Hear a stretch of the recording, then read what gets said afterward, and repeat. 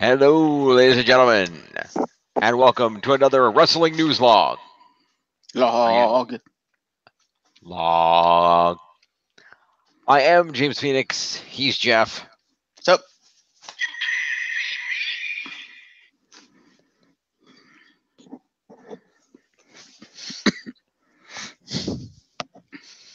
Anyway, we're here to do the news per the new usual regular shtick. We're doing Friday news. News is a bit off this week because obviously everything was pretty much focal toward the greatest Royal Rumble, which happened earlier tonight. We have not watched it yet. We'll be doing it this afterward, and we will be scoring it on Thursday as a normal pay-per-view. Yep. So stay tuned for that. So I do have a little bit of news regarding it and set up to it, but other than that, we will not be discussing the greatest Royal Rumble until Thursday. And given that that's been the primary focal point of wrestling this week, at least WWE-wise, there's not a whole lot of things I have to discuss. mm-hmm. So, and so we're just going to go through the few news things that I do have. I only have 5. Jeff, I don't know if you have anything. The only other thing I have is the reason why Cena and Nikki Bella haven't said anything about their breakup. I don't have that. You want to start with that? Go for it. You want me to start with that? Yeah, go for it. I do know that there's been some posts about their breakup. Supposedly John Cena's not in a very good place over. It's hurting him a lot. And there seems to be some discrepancy over who actually initiated the breakup. No, there's a very, very non-emotional reason why they have not spoken. Okay. And I can sum it up in 2 words. Okay. Total Bellas. Ah. Yeah, they haven't said anything because that would be a spoiler to the thing that's making them money. Yeah. Fair. Basically, they filmed the entire breakup and they're going to put it on Total Bellas because good TV. And I'm like, fucking what?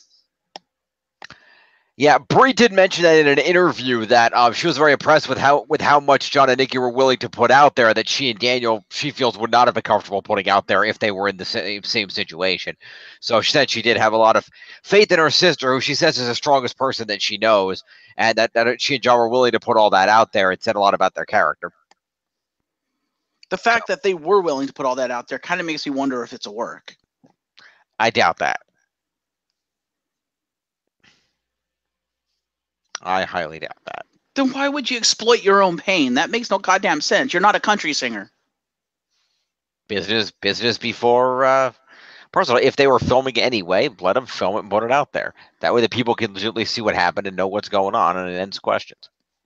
Why not? I suppose. Anywho. Yeah, that's why they didn't say anything. Fair enough. They're on an NDA. Okay, well, that's fair. I get it. That being said, let's go right into this. I'm gonna throw it to you again. I think it's gonna be the standard for now on for the sake of fun, unless I have something I want to do. Pick a number, 1 through 5. 4. Going number 4. All right. Are you a fan of The Undertaker? You know what? If you're gonna do this from now on, yeah, you should run this like the draft and bring in the wheel of the league. The league wheel. All right, I'll do that next week. That's a good call. Yes, we've now appropriated your website, people, and we don't apologize for it. Mm-hmm. The website that made the wheel, it's now the league wheel. We have appropriated said website. Yeah, it's a free wheel. Who gives a shit? Anyway, so yes, are you a fan of The Undertaker? Of course. Are you a fan of Boom Studios comic books? Duh. Okay. You know what I'm buying, right? Did you buy and read up issue 26, by the way? Not yet. Fair enough. Interesting stuff in there. We'll get back to that later. Moving on. Boom Studios has announced a new graphic novel titled WWE Undertaker to be released this coming October, and it will reportedly tell, and I quote, the untold story of the dead man, end quote. Am I the only one who wants Kyle Higgins to write that so it's like really, really, really dark? Only me? Okay. We'll get back to that. Anyway. So let's hear. As Boom Studios WWE announced WWE Undertaker, an all-new graphic novel exploring the career of the legendary superstar, considered one of the greatest performers in WWE history. For the first time, novelist, journalist, and combat sports expert Chad Dundas, champion of the world, and artist Rodrigo Lorenzo chronicle the unrivaled career of The Undertaker with new revelations and surprises about some of the most pivotal moments in his more than 25-year history in sports and entertainment. Well, so it's not a comic about the character. It's a comic about Mark. Come on, man. I was 12 years old in 1990 when Undertaker debuted in WWE, and from that moment, I saw him. He was my guy. I responded immediately not only to his obvious physical attributes, but to the character development and storytelling that made him such a unique figure in WWE landscape. I'm so happy that I was chosen to draw this for so many reasons, said Lorenzo. Since I was a kid, Undertaker's been my favorite superstar, and it's flattering that Boom Studios and WWE chose me to bring the legend of the Undertaker to life in their first original graphic novel. Man, if you're going to do a comic about the Undertaker, it needs to be about the character of the Undertaker. There should be no wrestling involved. It should not involve WWE. It should be about the character in his world. Like the burning of his house and his parents, Kane doing all that shit.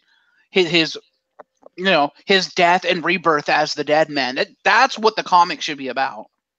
I would tend to agree, but I'm still very interested to see where this goes. Because they may be using his WWE career to frame that story. Well, why would a fucking zombie bent on revenge be like, I'm going to go work for Vince McMahon? What? And it's not that he said, I'm going to go work for Vince McMahon. It's that this phenom known as The Undertaker began showing up in the WWE and just began exerting his power. Remember, it's being told from K-Fob. Just because you're presenting K-Fob doesn't mean you can't say Undertaker came out and had this great match against Triple H or whatever. I suppose. So yeah, stay tuned for that coming out this October. Give me another number. 1. Showing up to number 1. All right, this is kind of cool. This is our one Impact story for the night. I'm going to bring this up here real quick if I can get this other link. It's in the link. There we go. All right, so we got some nice... So, this is kind of cool, and I'm going to give back here. They did a good job on something. Does not happen particularly often, but once in a while. So, Impact recently had their Redemption pay-per-view. Okay. For those that don't know, that was last Sunday, I think. And at said pay-per-view, Impact Wrestling went out of their way to debut all new championship belts for their entire company. Okay. So let's take a look at these belts. All right. I hear TNA's hiring. Yeah. But yes, there is the new Impact World Championship belt right there. That's actually not a bad looking belt. No, it's kind of a nice belt. But fuck that owl. Yeah, fuck that owl, but it's a good belt. Pentagon Jr. won the world title off Austin Aries in a triple threat main event that also featured Phoenix. As you can see, we have that belt there, the World Championship belt. You get a better shot of it there. Mm-hmm. Yeah, can I do this? Let's do this. Maybe we can. There we go. How about that? Fuck that owl. That's a nice belt. Aside from the owl, yes. It's got the owl on it, but yes. Now, if it didn't have Impact on it and it was just an owl, I'd be like, okay, that's a cool build because then it doesn't have to be Impact. But because it says Impact and the owl, fuck that owl. Oh, well, there you go. Down here, we have the Impact Knockouts Championship. Okay, that's a sexy belt. Indeed. Although I will say, rip off. Okay. Well, think about it. Take the belt, recolor it purple. Not the strap, the plates. Okay. It's a fucking NXT Women's title, dude. The original one. Is it? Okay. I don't really know NXT. Kind of. Well, except that NXT one, it's more curved as opposed to like with edges. But it's basically the same design. It's a very similar design. Yeah. Although you'll note that the inner side plates do still have the owl on them. There's the owl face in the circle and then the wings on above and bottom. Yes. Here is a glimpse at the new X Division Championship. I want this shit in a fucking WWE game because I would use that for the X Pound belt. Just take off the Impact Wrestling and just use the X. I would do that. Oh, sure you would. And the other one's kind of cut off, but here is one of the tag team title belts. I will say that's a fucking awesome looking belt. Mm-hmm. But the owl design on that, I like. That is cool. That looks like a top and bottom, like a playing card. I love that design. That's much better than like WWE's. Mhm. Also, is it light up or is it just painted blue?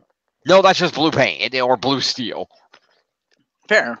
That's a sexy belt. They're all the same color pattern. They're all the plain silver with the blue coloration, as you can see.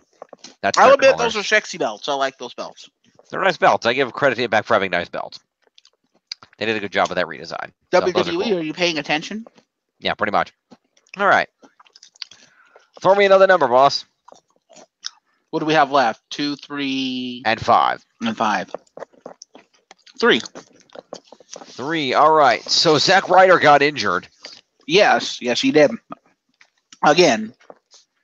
Yes, he did. Similar injury, too. He fucked his leg up. Yeah, so Zack Ryder was wrestling a match being taped for WWE main event. Yes, that's still a thing.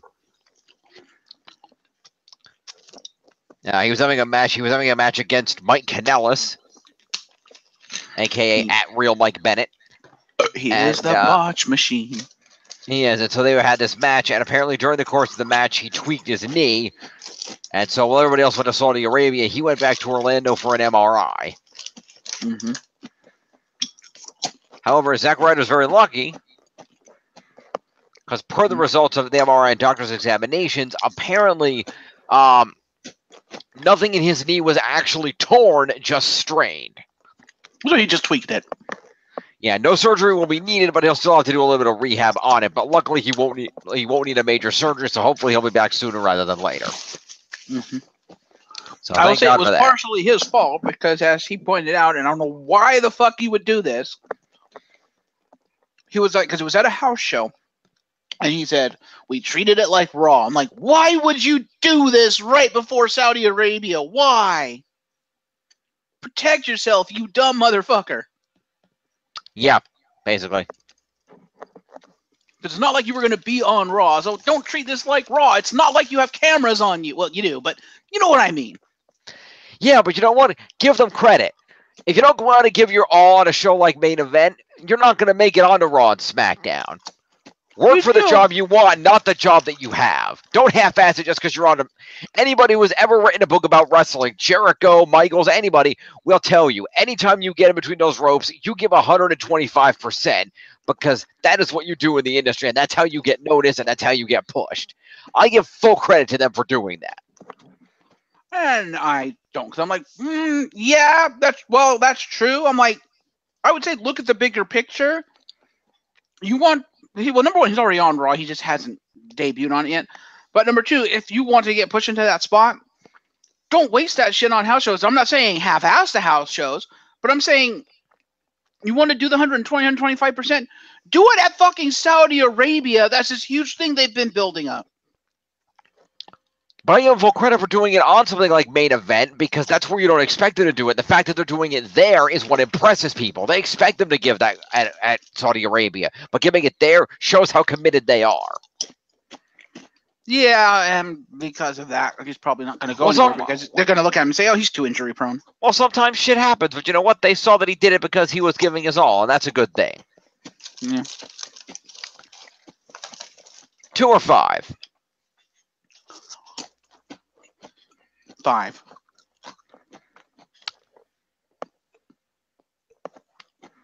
All right.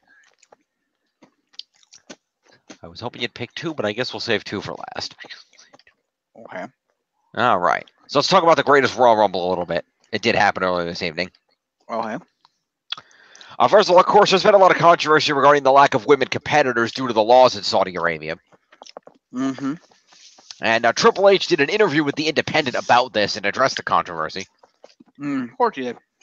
Where he said that I understand people are questioning you, but you have to understand that every culture is different. And just because you don't agree with a certain aspect of it, it doesn't mean it's not a relevant culture.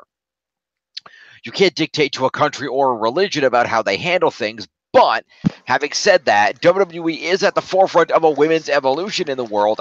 And what you can't do is affect change anywhere by staying away from it. While right now women are not competing in the event, we have had discussions about that, and we believe and hope that in the next few years, they will be. That is a significant cultural shift in Saudi Arabia. The country is in the middle of a shift in how it's dealing with that. The position is changing and the rights are changing, as are the way women are handled and treated in society. And we think that's a great thing, and we're excited to be at the forefront of that change. Yeah, that didn't win him any favors. People hate him even more for that. Yeah, fair enough. Because the way people look at it, they're saying, we're not saying you should affect change for their country. We're not saying that you should be, you should go to them and say, fuck you, we're bringing women. No, what they're saying is you should have spoken out against it by not going, by saying, no, you're either going to take all of us or none of us. Yeah, and people are pissed that they're going anyway. Because to people, and I can understand this viewpoint for right or wrong, people view it as, by going, you're basically caving into the almighty dollar over what's right. That's how people view it. And so rightfully so, they're pissed. I can completely understand that, whether I agree with it or not, whether it's right or wrong. I completely understand it. Yeah.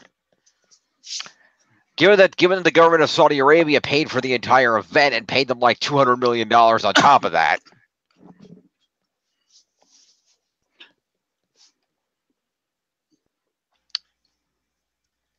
And it's not like they didn't go out of their way to spend good money on this. Let's take a look at this here real quick. On a related story. So, of course, it was mentioned there was VIP seating available for this event, which was mostly for government officials and their friends. Of course. Select officials and their guests. It was not for sale to the general public. And looks like there's some damn good seating here. Let's take a look at this.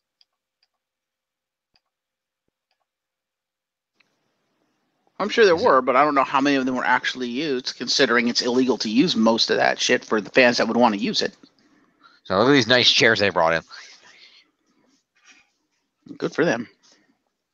Oh, so there's some comfy ass like furniture store chairs. Look at that shit. That's like fucking like not recliners, but that's like fucking like hotel chairs. Yeah, those are probably also Saudi made, so they're probably cheap as shit. No, I don't know, but they're nice chairs. They're nice looking chairs, sure. All right. But yeah, you have to realize that the way people view it is that basically by doing this and by going there, a lot of people now view WWE and more so Vince McMahon as a giant hypocrite, because they've been pushing this women's evolution and women's revolution and all this stuff, right? And saying women are so important to our company. Yet in one master stroke, what they've done in the eyes of a lot of people, and it's a big complaint that I've seen across the board, is that by doing this, they're saying money is more important to us than the women. Fuck the women, we want money. That's basically what it's saying, and people are not okay with this. They are pissed. Well, I can kind of understand Triple H's point a little bit of the fact that, yeah, right now, it's a situation where, the women can't compete right now, but if we go there now and show them, hey, this is this great product that we have, it could be even better with the women. And like you said, you're not going to affect change by avoiding the place where the change needs to occur. Right. And I'm just saying, regardless of whether he's right or wrong, regardless of what their actual intention is, I think WWE, and this is where they have failed a lot, is they don't understand perception and how perception can affect their bottom line. Now, it's not going to affect the bottom line that much because, as you pointed out, they're getting like $200 million for this. Yeah. But still, the fact of the matter is, it doesn't. To quote my favorite wrestler of all time, Triple H, Vince, WWE, it doesn't matter what you think, because what matters is the perception of the people that are ragging on you. Whether you feel the people are right or wrong, they are still your fans. They are still the people that line your pockets, and they still have a perception and a valid opinion. And to just write it off, I think, is irresponsible and unprofessional. Now, I don't know if the right move would have been to pull out or if the right move would be to go. Who knows? But all I'm saying is there's kind of the perception there that basically you're viewing money as more important than women, and a lot of people, especially in today's social climate, are not okay with that. Which, yeah, in the Western world. But then I make a counterpoint to you. There are a tremendous amount of WWE fans in places like Saudi Arabia. Are you saying that their opinion and desire to view the product should be invalid just because they can't control their government's rules? No, but people are also saying, how is that our concern? Our concern should be the people in our company, right? The concern should be it shouldn't be the one small group of people in this one country. It's how is what we're going to do affect our image globally across the world? You know, you may make this one group of people, you make the Saudis happy, but is that worth potentially alienating like 75-80% of the Western world, which is a much larger demographic? That's the question. Well, right now there's a ton of money to be made in Saudi Arabia, and like I said, there's a lot of other areas they're globally expanding to that have different cultures too. Places like China, things like that. So there's a lot of other areas that have different cultures, and yeah, some of them may evolve and change over time. But right now, they're going to try to appeal to their, all their different fans in different countries by meeting the rules that are required to get to those fans. And yeah, but then the thing is, it's not going to mean a damn thing unless their network buys plummet, and I don't see that happening. All the bad press in the world means jack shit if their network buys don't plummet to respond. True. Which is why people have been calling for that, but like that probably is not going to happen. I'm just saying, I'm not even saying I agree with these people who are saying, oh, they shouldn't be doing this, oh, they're hypocrites, blah, blah, blah. I'm just saying I can understand where they're coming from, and I can see the valid points that they make.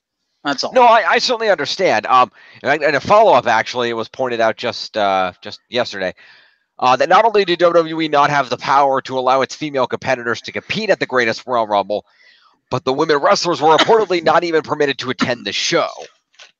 The Saudi Arabian culture is that women are not able to watch any sporting or entertainment events live unless they're accompanied by male, specifically husband, father, or brother. So theoretically, Charlotte could have gotten in if they brought Rick, but other than that, they were pretty much all screwed. Well, except all the husbands and wives that work there, like Naomi and Jimmy and stuff like that. Yes, those women all also been fine because their husbands are working. Like together. Steph could show up. Well, obviously, yeah. Also, apart from the women not appearing, and again, I didn't watch the event, but there's probably a 98% chance that Finn Balor's Embrace All People entrance was probably not there either. Why? It's clearly not going to be acceptable as the cultural perception towards homosexuality there is extremely negative. Oh, so basically if he came out with that, they'd be like, oh, he's homosexual, fuck him. Or that he's supporting homosexuality. Even if he himself is not gay, if he's supporting it, that's still not something they accept over there. So they could still use it, just don't make him rainbow fucking bright. Yeah. Keep the slogan because it's worthwhile, just don't make him rainbow bright. That's all you got to do. Yeah, that could have worked. We'll have to watch it. WWE, you have a lot of money. We'll have to watch it to the end. Yeah. The main reason WWE is going ahead with the event, despite it seeming to contradict their brand messages because of financial reasons, of course, it's a gigantic deal for 10 years between the two sides, in which the Saudi government is funding the entire event, and we won't know the exact financials until Q2 results in August sometime, but there's an unconfirmed report that it's between $100 and $200 million. And yeah, it's a 10-year contract to make money with Saudi Arabia. And you realize reporting that does not help WWE or Vince in the slightest in the eyes of the people who shout hypocrite at his face. That makes it worse. Yeah. Pretty much. Who reported that is basically taking the golden shovel to WWE at this point.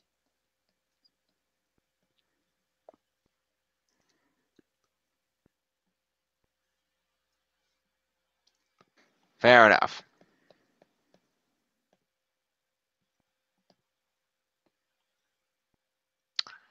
All right. We have one more piece of news. Mm-hmm. Since you brought up your favorite wrestler, The Rock. Uh-oh.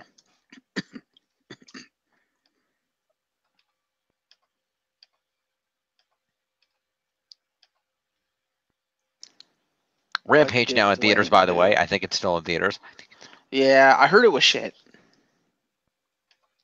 Which makes me sad because I was actually looking forward to seeing that movie. I don't know who you heard that from because everybody said it was amazing. Really? Yeah. Because the reports that came out shortly after its release was that it was bombing horribly in the box office. No, it wasn't at all. Really? Really? Hmm. Like, not at all. Fair. Yeah, no, it did. It was doing pretty. Like I said, the response said it was one of the. Yeah, people were saying it broke the video game movie curse. I think Tomb Raider broke the video game movie curse, but okay. A lot of people didn't like that. I liked it. I thought it was a good movie. You see, it's one of those contradictory things because according to the tomato meter, the critics are only giving it a 51%, but the audience is giving it an 82. What's that? Rampage. Rampage? Oh, wow. So it's one of those things where the critics didn't like it, but the audiences did. Although I don't know if I would consider that indicative of the video game curse, because let's be honest, how do you fuck up giant monsters tearing up a town? The Japanese have been doing that since the 50s. It's true. I mean, that's literally all Rampage is. It's giant monsters eating people and fucking up towns. You can't fuck that up in movie form. If you do, you don't deserve to make movies. I'm sorry. Yeah, pretty much. But yeah, it's interesting you bring that up because apparently you're saying Peter Jackson doesn't deserve to make movies because his King Kong movie was fucking terrible. Well, he doesn't deserve to make monster destruction movies. No, he fucking sucks at that. That much is obvious. Watch Lord of the Rings. It's a movie that has monsters in it, but it's a completely story-driven, character-driven movie. He barely deserves that shit either. The Hobbit movies did not need three-hour movies. No, the Hobbit movies weren't that good, but the Lord of the Rings movies were fucking fantastic. Well, yes, that worked because there was enough material to work with. Anyway, by the way, completely unrelated note, as of right now, it's about 1 a.m. Eastern time on the 28th. Infinity War currently sitting at an 84%. Yeah. It's a fantastic movie. Easily the best movie they've made thus far, I think. Fair enough. So, coming from someone who's actually seen it. That's fair enough. And our final piece of news, getting back on topic, I mentioned The Rock, and you can see here, The Rock has a new daughter. Oh, congratulations. Look at that. Oh, she's so cute. With a full head of hair, apparently. Yep, that is The Rock's third daughter, for those of you keeping score at home. That is Tiana Gia Johnson. Okay. The Rock said, and I quote, on his Instagram, "Skin to skin, our mana, blessed and proud to bring another strong girl into this world.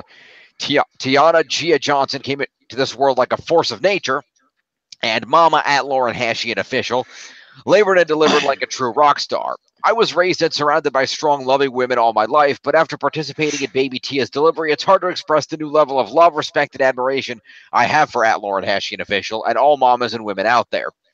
Word of the wise, gentlemen, it's critical to be by your lady's head when she's delivering, being as supportive as you can, holding hands, holding legs, whatever you can do. But if you really want to understand the single most powerful and primitive moment life will ever offer, watch your child being born. It's a life changer, and the respect and admiration you have for a woman will forever be boundless. And to my third and youngest daughter, Tiana Gia, like I did when your two older sisters, Simone Alexandra and Jasmine Leah, were born, you have my word, I'll love, protect, guide, and make you laugh for the rest of my life. Your crazy dad has many responsibilities and wears many hats in this big old world, but being your dad will always be the one I'm most proud to wear. Oh, and one more thing, you're going to love rolling in Daddy's pickup truck. Hashtag Tiana Gia Johnson, hashtag third daughter, hashtag blessed and grateful man, hashtag I'm in trouble. Well, Rock, I hope you still have that tutu. Because you're going to need it, buddy. I think so. And the wand to go with it. He had a wand, didn't he, in that movie? He did have a wand in that movie.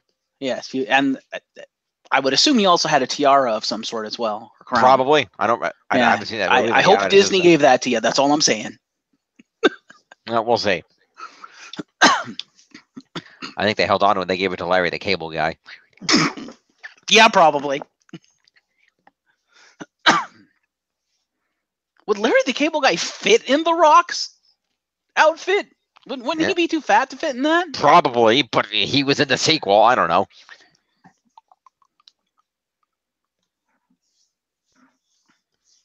Anyway, that's all the news I got.